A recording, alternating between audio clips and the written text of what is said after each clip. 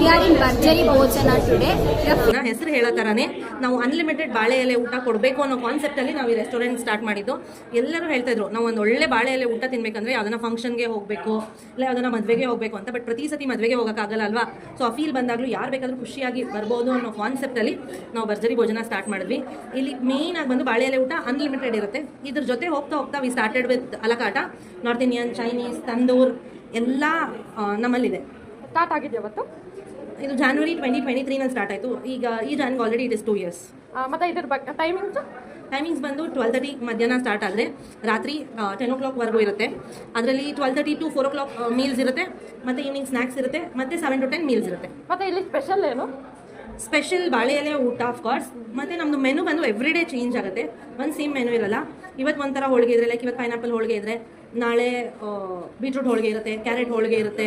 So daily menu change ಆಗುತ್ತೆ. ಇದು specify ಆಗಿ ಎಲ್ಲಿ ಲೊಕೇಟ್ ಆಗಿರುತ್ತೆ? ಇದು ಬಂದು ಮಲ್ಲೇಶ್ವರಮಲ್ಲಿ ಸಂಪಿಗೆ ರೋಡಲ್ಲಿದೆ. Between 6th and 7th cross RR gold palace ಮೇಲೆ ಫಸ್ಟ್ ಫ್ಲೋರಲ್ಲಿ ಇದೆ.